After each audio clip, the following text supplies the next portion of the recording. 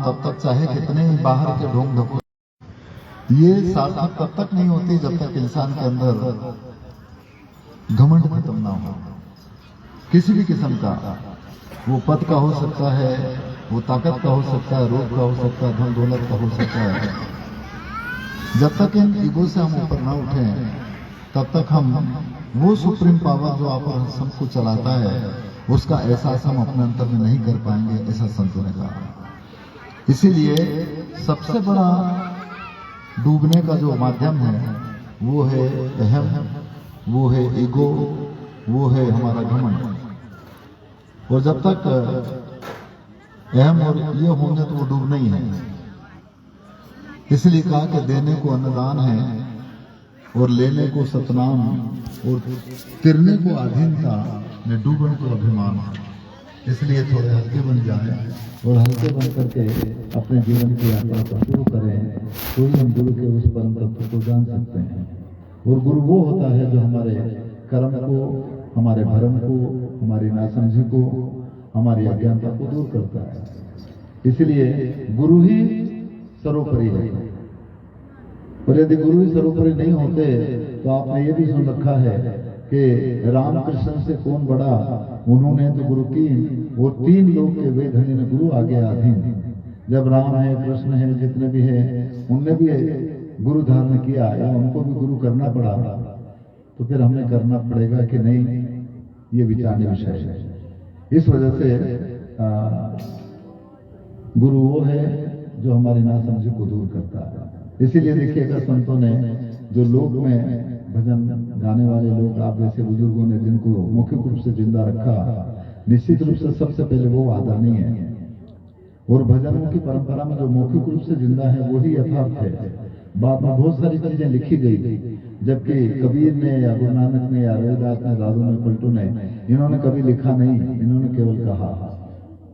इसलिए वो लिखा लिखी की बात नहीं है।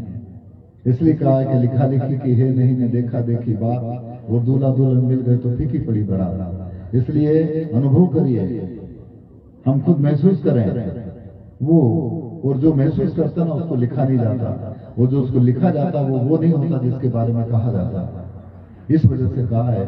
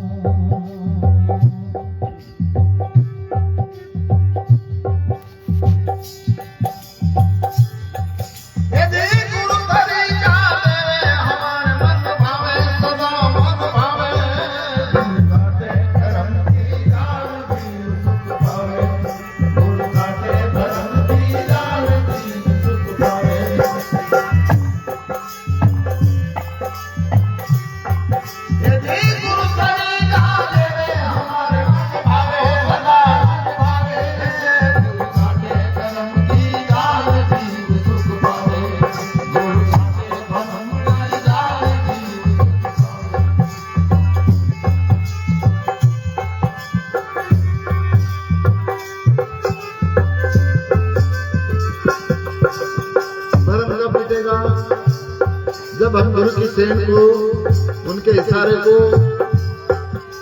अपने जीवन में महसूस करें या सेन को समझ लें। इसलिए कहा है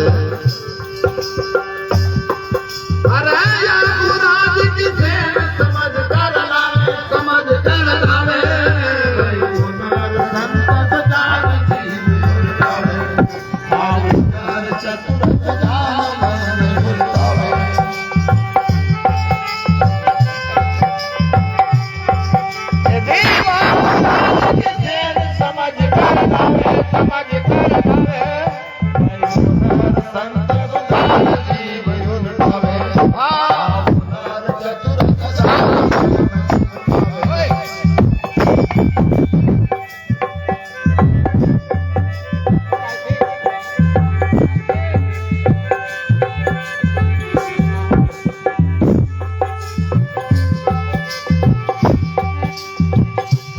पलटने की बात है। जिस दिन इंसान पूजा पाठ तीरथ व्रत जब तक सब कुछ करता है और उसका मन यदि नेगेटिविटी से पॉजिटिविटी की ओर होता है नकारात्मक से सकारात्मक की ओर होता है, कुमति से सुमति की ओर पलट जाता है, तब कहीं उसकी पूजा पाठ या तीर्थ व्रत है जब तक सार्थक है। यदि वो मन पलटता नहीं है तो फिर कोई मतलब नहीं है।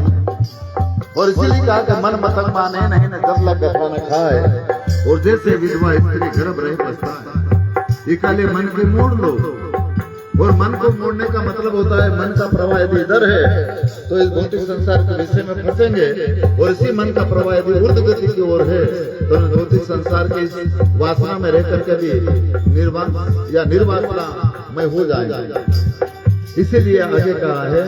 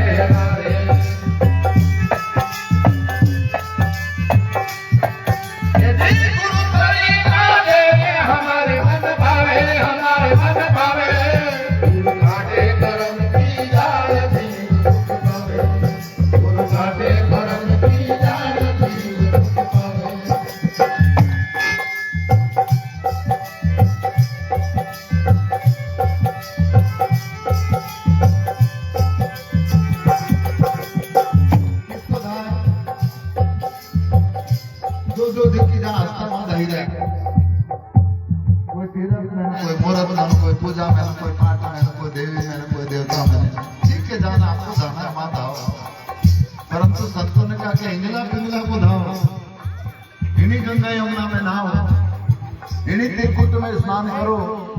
जब तक इंसान खुद की त्रिकुटी में स्नान ना करे, खुद की त्रिवेणी में स्नान ना करे, तब तक बाहर की बनाई हुई त्रिवेणी में कितना ही बार स्नान कर लो, कुछ होना नहीं है। ये संतों का कहना है। और वो ईड़ा और पिंगला हर इंसान के जो नाक के स्वर है दोनों, उसी को इंगला और पिंगला कहा, उसी को ईड़ा और पिंगला कहा, उसी को चांद और सूरज कहा, उसी को गंगा और यमुना कहा, उसी को स्त्री और पुरुष कहा, उसी को ठंडा और गर्म कहा, और वो दो है इसलिए कहा। और जब ये दोनों यहाँ तक दो हैं, इस वजह से इसका एक ईड़ा और पिंगला नाम है। परंतु यदि आप जल नीति करें या सूत्र नीति करें तो यहाँ आने के बाद में दो नहीं है, एक है। इसलिए उस एक को साध लो, और वो एक है सबको चलाने वाला वो परमात्मा, सबको चलाने वाला वो ईश्वर, सबको चलाने वाला वो देवी, सबको चलाने वाला वो राम, सबकी आंख में बसा हुआ अल्लाह। और जिस इंसान ने इन दोनों स्वर के बीच में चलने वाला स्वर है, जिसको त्रिवेणी कहा गया, जिसको संगम कहा गया, उस संगम में जब तक स्नान ना करें, यानी मन जब तक यहाँ पर ना टिके, तब तक जितने भी तीर्थ करो, व्रत करो, पूजा करो, पाठ करो, उसकी सार्थकता नहीं है। ये संतों का कहना है। और तीर्थ में कहा है, तीर्थ में सकल पानी है जी, होए नहीं कुछ नहाए देखा। ये प्रतिमा सकल जड़ है, भाई बोले नहीं बोला देखा। ये पुराण और पुराण बड़े बड़े शास्त्रों का अध्ययन कर खूब प्रवचन करते हैं, ठीक है करिए, परंतु वो पोल है पोल। जब तक हम उसको खुद न देख लें तब तक वो पोल ढोल की ढोल बनी रहेगी। इसलिए पोल से बचना है तो महसूस करो, लिखी हुई बात क्या है उसको देखने का कोशिश करो, तब कहीं बात बने। और वे तब इसीलिए होता है जिसने इसको देखा, जिसने ईड़ा और पिंगला के श्वास की गति को देखा और यहाँ मन टिका करके क्या महसूस होता है उसको महसूस किया, तो उसे वो एक अखंडित ब्रह्म, एक अखंडित नाम, एक अखंडित भगवान या ऊर्जा, जिसको बांटा नहीं जा सकता, जिसको काटा नहीं जा सकता, उसका हर इंसान अपने अंदर में महसूस कर सकता है। और ये तभी कर सकेगा जो वो अपने अंदर की यात्रा शुरू करेगा, बाहर के नहीं। बाहर की यात्रा करते करते 50 साल हो गया, कोई के 100 साल हो गया, कोई के 25 साल हो गया, ने भीतर की यात्रा शुरू नहीं करी। बताओ, भटकते रहो। और बाहर जाना, भटकना है, लूटना है, पीटना है, कटना है और मरना है। इसलिए उस एक अखंडित को कैसे देखेंगे? इसलिए आगे कहा है,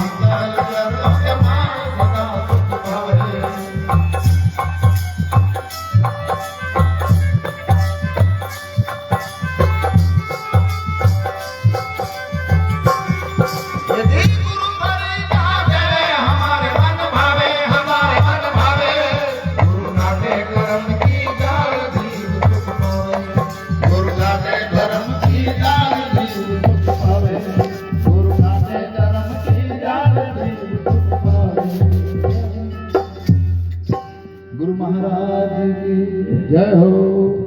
इसलिए शीतलदास महाराज कहते हैं कि वो अखंडित नाद, और नाद का मतलब होता है आवाज, धुन, जो सबके अंदर मौजूद है।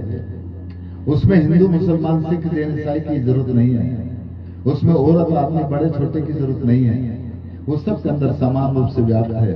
उस समान रूप से व्याप्त होने वाली जो ऊर्जा है, जो शक्ति है, जो राम है, जो परमात्मा है, उसके बारे में संतों ने बात किया। जितने भी संत और जितने भी साधक हुए, बाद में उनके चलाने वालों ने उसको दायरा बना लिया और उसको पंथ और संप्रदाय का नाम दे करके बट गए। जबकि पंथ का मतलब होता है रास्ता। वो चाहे किसी रास्ते से गए हों, परंतु अंतिम में जो उनको सबको महसूस हुआ, वो कहते हैं वो एक है, वो दो नहीं है। और वो जब एक है, वो दो नहीं है, तो फिर झगड़ा कैसा? पर हमने हमारे आंखों के ऊपर इतना पर्दा, हमारे आंखों के ऊपर इतनी पट्टी चढ़ा रखी है कि हमारा भगवान ऊंचा नहीं, इनका भगवान नीचा, या मेरे गुरु महाराज ज्यादा जाने, इनके गुरु महाराज कम जाने, या इधर आओ और उधर मत जाओ। ये इतना ज्यादा, बताइए क्या जरूरत है? हम ये नहीं देखें कि सबको चलाने वाला जो सुप्रीम पावर है वो एक है, वो दो कैसे हो सकता है? आप जिस तरीके से उसको महसूस करना चाहें करिए, परंतु सबने जाकर के कहा कि वो परमात्मा एक है। वो साईं, वो सदगुरु सबके अंदर पत्ते पत्ते और जर्रे जर्रे में एक समान रूप से व्याप्त है। वो जिस दिन ये इंसान महसूस कर ले, खाली लिखा लिखी की बात करने पर नहीं, महसूस करने पर वो लगेगा कि आप अलग नहीं है। ऋषियों ने, मुनियों ने, सबने ये कहा, परंतु लोगों ने ऋषियों मुनियों को भी बांट लिया, उनकी बातों के ऊपर अमल में नहीं लाया। और जब तक इंसान अमल में नहीं लाया, तब तक खाली जोड़ी हिलाना है। इसलिए कहा कि अमल करे सो पाई, और जब लग अमल नशा नहीं करता तब लग मजा ना आई। इसलिए अमल में लाने का कोशिश करो, ताकि यदि हम अमल में लाते हैं तो अपना जीवन सफल और सार्थक होगा। इसलिए उस करतार की कला का पार जिन्होंने पाया, उन्होंने कहा कि वो पत्ते पत्ते और जर्रे जर्रे में उसकी रोशनी, उसकी रहनुमाई बराबर है, अलग अलग नहीं है। कबीर एक जगह पर कहते हैं कि हिंदू मुस्लिम सिख ईसाई चारों की एक माँ है भाई, पर इन हिंदू को पता नहीं है झूठी करता लड़ाई। बताओ कितने ना समझ है कि हम हिंदू हैं कि वो मुसलमान है, कि वो सिख है, कि वो जैन है, कि वो औरत है, कि वो आदमी है, कि मैं जो ऊंचा हूं, कि ये नीचा हूं, या गोरा है, काला है। पिंड की संरचना को चलाने वाला सुप्रीम पावर एक है, और ये सब ऋषि मुनियों ने कहा, पर ये उन्होंने कहा जिन्होंने महसूस किया। ये बात उन्होंने कही जिन्होंने इसको प्रत्यक्ष बुद्धि करी अपने अंतर में तब। इसलिए देखिए भजन और याद आ गया, मैं सुना देता हूं।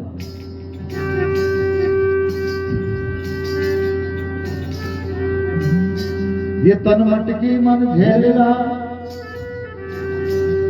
तन मटकी मन झेलना, सूरत बिलोनहार। अरे माखन किसी संत ने छानिया और छाछ पिए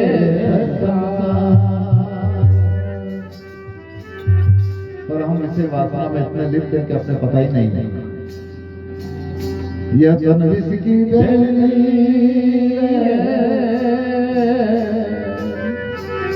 यह जन विष की बेली, अमृत की खार। अरे शीश दिए जो गुरु मिले, उनको सत्ता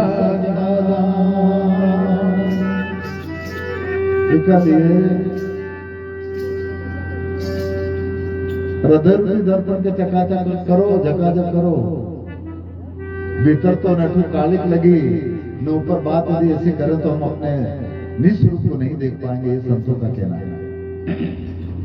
मुंडो देखो को काज लेने उसका मां गाड़ी काजले लगे तो ने फिर देखो मैं कहीं ना गया नहीं। जब तक एकदम चकाचक नहीं हो तब तक हम अपने स्वरूप को जैसा है वैसा नहीं देख पाएंगे। उसी तरह से जब तक इंसान का हृदय रूपी दर्पण चकाचक और झकाझक ना हो तब तक चाहे कितनी पूजा पाठ कर लो, कितने भजन गा लो, कितने जमाने भर के डोंग डोंगोसले कर लो, कुछ होना नहीं है। क्या आत्मदर्शन, निस्वरूप का दर्शन तब तक नहीं हो सकता है जब तक इंसान का हृदय रूपी दर्पण एकदम साफ ना हो तब तक। वो जिन्होंने साफ हो गया, एकदम चकाचक और झकाझक जो अंदर से भी रहे, उन्होंने कहा कि वो परमात्मा सबके अंदर मौजूद है, और उन्होंने उस परमात्मा के उस करतार की कला को जान लिया। इसीलिए देखिएगा एक जगह पर जीवादास जी कहते हैं,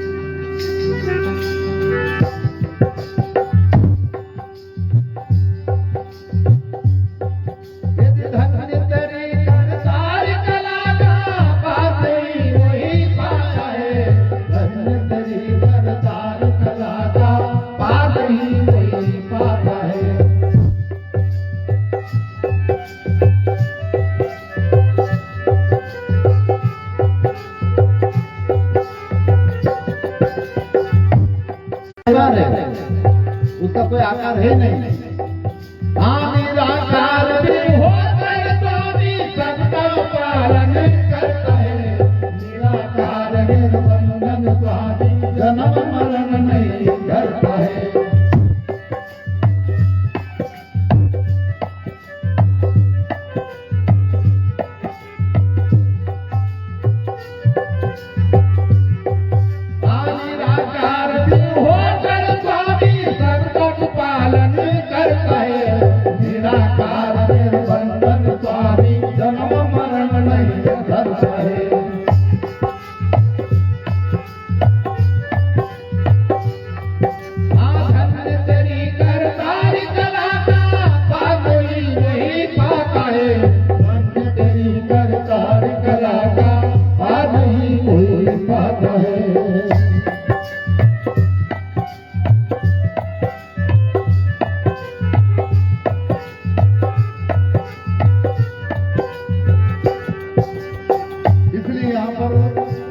वो कहते कि वो तो निराकार है, उसका कोई आकार नहीं है, और हम आपने आकार बना लिया, और आकार बना लिया, ठीक है, आपकी अपनी श्रद्धा हो सकती है, परंतु जो आकार बनाया वो नहीं है जिसके बारे में कहा गया।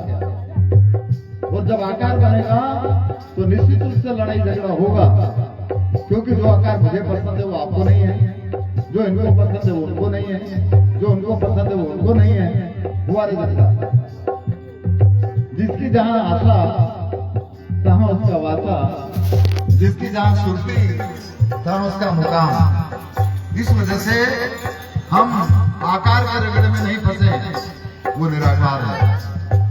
और ऋषियों ने मुनियों ने जब इसको महसूस किया तो क्या कहा?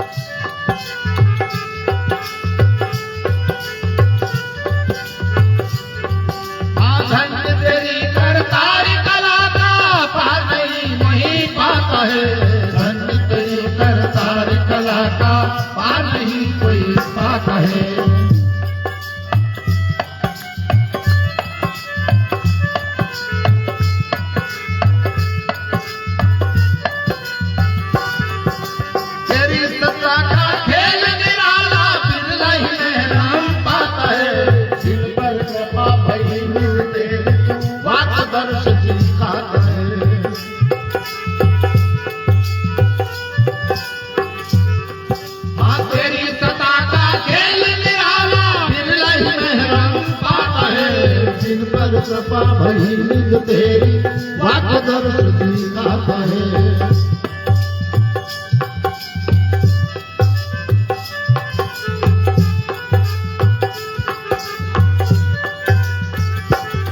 साधन करी करतार कला का पार वही पाता है, धन तेरी करतार कला का पार नहीं कोई पाता है।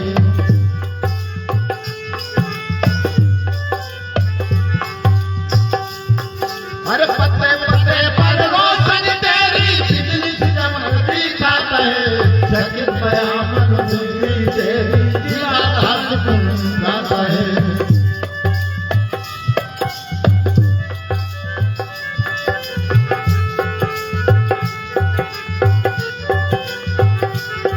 हाँ पत्ते पत्ते पर रोशन तेरी बिजली चमकती खाता है, जगत बयान बुद्धि तेरी गाता है।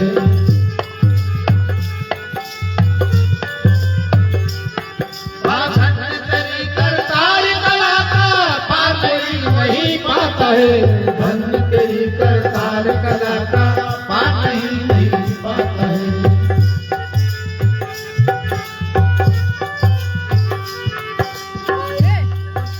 धन तेरी करतार कला का पार वही पाता है, धन तेरी करतार कला का पार वही पाता है।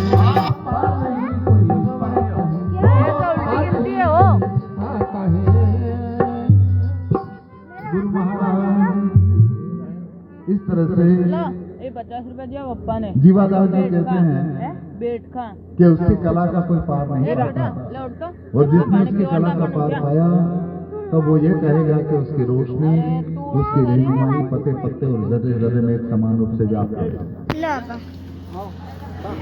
इसलिए बहुत सारे कहते हैं कि हमको तो साहब हमारे नारा लोग यूं कि हमारे तो साहब उनका कबीर साहब का दर्शन नहीं गया, हमारे तो हनुमान जी का दर्शन हो गया। ठीक है, हो गया होगा, वो किनका हुआ? क्योंकि आपने उनकी तस्वीर देख रखी है इसलिए, जबकि वो आकार है ही नहीं। ऐसे कहने वाले लोग पक्के धोखेबाज हैं, धोखेबाज। कबीर के दर्शन हो सकते हैं। जो कबीर का फोटो आपने देखा, आपके अंतर में बसा हुआ है। वो जो चीज अपन ने देखी वो सब इधर मौजूद है। जब जैसे हमने उसका नाम लिया तो वो दिखेगा। वो चाहे भगवान राम की मूर्ति हो, चाहे देवी की हो, चाहे देवता की हो, चाहे हनुमान की हो, चाहे किसी की हो, पर वास्तविक रूप से वो परम तत्व जिसकी वजह से वो आकार बना, उसका कोई आकार ही नहीं होता है। मुझे आपके दर्शन हो गए, क्योंकि मुझे मालूम है कि आपका नाम क्या है। जैसे मैं नाम लूंगा तो आपका स्वरूप दिखेगा, परंतु इस आकार को चलाने वाले का स्वरूप कैसा है? वो है परमात्मा, वो है ईश्वर।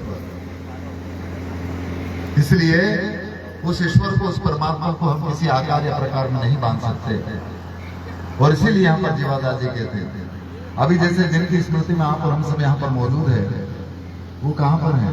पर हमारे जैसे लोग कहते हैं कि चलो वो तो सतलोक में है, अमरलोक में है, पता नहीं कहाँ, स्वर्ग में। चिट्ठी में लिखा हुआ होगा कि हमारे पिताजी का या माताजी का स्वर्गवास हो गया है, और जिनका इस तरह का आयोजन रखा गया, आप जरूर आइए। बड़े दुख के साथ सूचित करने में आता है कि ऐसा हो गया। और जब ये स्वर्ग में चलेगा तो फिर दुख आएगा नहीं। दुख इस बात का है कि जो हमसे हमको मिल रहा था हमें मिलेगा नहीं, इस बात का दुख है। तो साहिब हम विचार करें इन चीजों के ऊपर, क्योंकि इस शरीर के अंदर से जो सत्ता निकल गई, उसके बाद में किसी की ताकत नहीं कि वापस उसमें वो सत्ता को घुसेड़ दे। परंतु बहुत सारे लोग इस काम में भी लगे हुए हैं। प्राण इस शरीर के अंदर से निकल गया, जो छठा तत्व यदि निकल जाता है इस 5 तत्व के पिंड के अंदर से, छठा तत्व निकलने के बाद में वापस नहीं डाल सकता कोई भी। ये शाश्वत नियम है। पर अपने देश की संस्कृति तो बहुत ऊंची है। थोड़ा हमारी श्रद्धा, हमारा भाव कितना ऊंचा है कि हम पत्थरों के अंदर प्राण फूंक करके उसकी पूजा करते हैं। करना चाहिए। उसको खिलाते हैं, उसको पिलाते हैं, उसको नहलाते हैं। अरे दादा, अपना माँ बाप के कभी खिलाई तो ना, नवार दो यार। हमने माँ बाप को तो कभी पानी नहीं पिलाया, माँ बाप को कभी नहलाया धुलाया नहीं ना उसको, और उसके बाद में मुआड़ी तो करा। वो उधर इसलिए करते हैं कि कम से कम आप अपना उनके इस तरह से करो तो ठीक। जीता बाप के तो जूता मारे न मरिया पे गंगा ले जावे है, और भूखा था जब भोजन ने दिया फिर कौवा के बाप बनावे, यो काम चले। इसीलिए कहा कि सांस कहूं तो मारन ढावे, झूठा जब पतियारा। सच्ची बात कबीर ने कही तो उनको भी लोगों ने प्रताड़ना दी, सब संतों को दी, क्योंकि खरी बात बुरी लगे। ने लिपड़ी चुपड़ी बात मारो तो घनी अच्छी लगेगा, बहुत अच्छा नहीं। इसलिए जब तक इस पिंड के अंदर श्वास है, शरीर काम करेगा, शरीर सक्रिय रहेगा। और जिस दिन इस पिंड के अंदर से वो श्वास निकल गई, शरीर निष्क्रिय हो जाएगा, काम करना बंद कर देगा। सब लोग जानते हैं। वो जब इसमें से वो निकल गया तो किधर गया पता नहीं, कहां गया। इसलिए देखिएगा एक भजन में कहा है,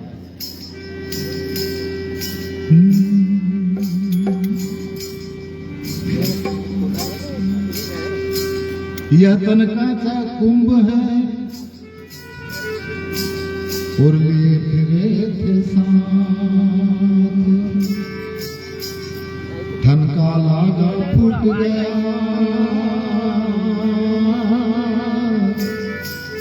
और कछुआ आया।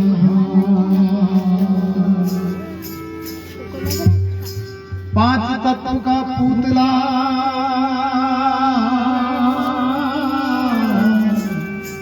और मांस धरियाना, एक कला के बिछुड़ते और फिसल गया सब आप अपन सब में एक कला ही ऐसी है जो इसमें से बिसर गई। ये जितनी भी दुनिया की वैभवता है सब यहीं की ही धरी रह जाएगी, सब लोग जानते हैं। और वो एक कला है, आपका श्वास, आपका प्राण, हम सबको चलाने वाली ऊर्जा, हमको सबको चलाने वाली वो सत्ता या एनर्जी या शक्ति, और उसी शक्ति को ब्रह्म कहा गया। और वो ब्रह्म पूरे मानव मात्र में एक जैसा है, अलग अलग नहीं है। इसलिए उस ऊर्जा को हम अपने अंदर में कैसे महसूस करें, तरीके अनेक हो सकते हैं। योग हो सकता है, ध्यान हो सकते हैं, समाधि हो सकता है, और अनेक प्रकार के तरीके हो सकते हैं। उन तरीकों को इजहार करके हम अपने अंतर में उसको महसूस करने की कोशिश करें तो हम पता चलेगा कि वो कैसा है। वो जब इसके अंदर से वो एक चला गया तो किधर गया पता नहीं। इसलिए भजन में कहा है,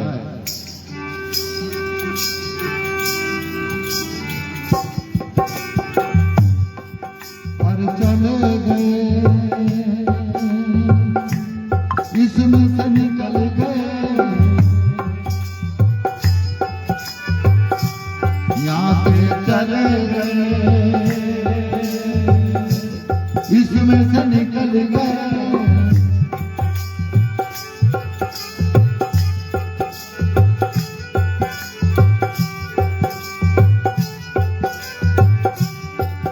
अरे चले गए हो महाराज करके काया की कुटवाई, करके काया की कुटवाई।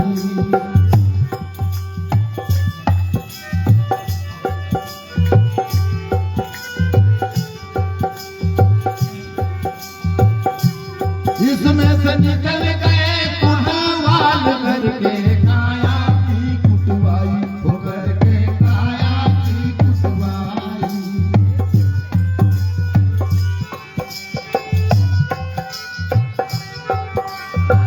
अपना में सब निकलेगा सामने से, जहाँ आए वहां पता फिर कोई भी खरिया सुनो नहीं। अरे आया था एक तार जरूरी, उसमें लिखा था हकम हजूरी, उसमें लिखा था हकम हजूरी।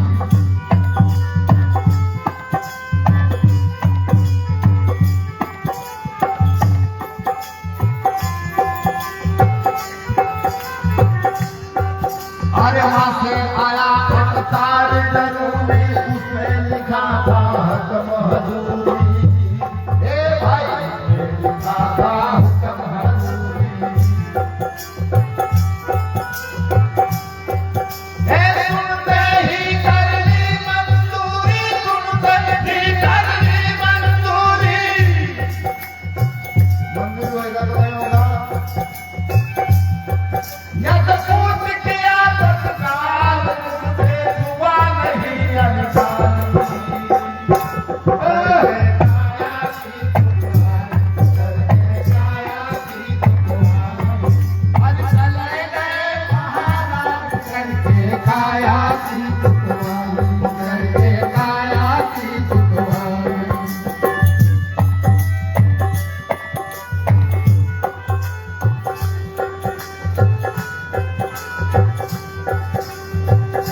क्या हुआ? शरीर नहीं दिख रहा है उनका, पर वो है तो सही। अरे बदली हो गई और दिलों की, छोड़ चला सब छोड़ दिलों की, और छोड़ चला सब छोड़ दिलों की।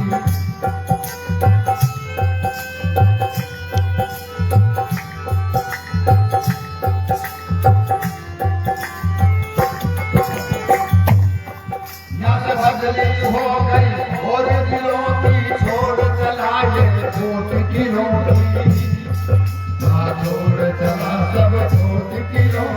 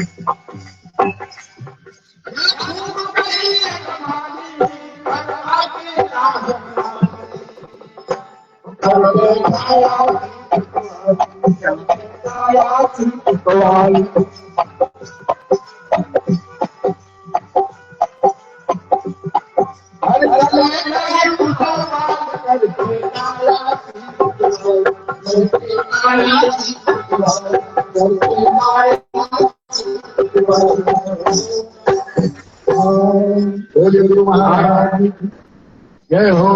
इस तरह से जितना भी परिवार का न संग साथी रहे, जिनमें जैसे जैसे लिखी हो तो काम खत्म। मुट्ठी बांधकर आया है, पगले हाथ पसारे जाता है। करने को फल सबसे भुगतने पड़े, चाहे कोई भी हो। इस वजह से हमारी सोच और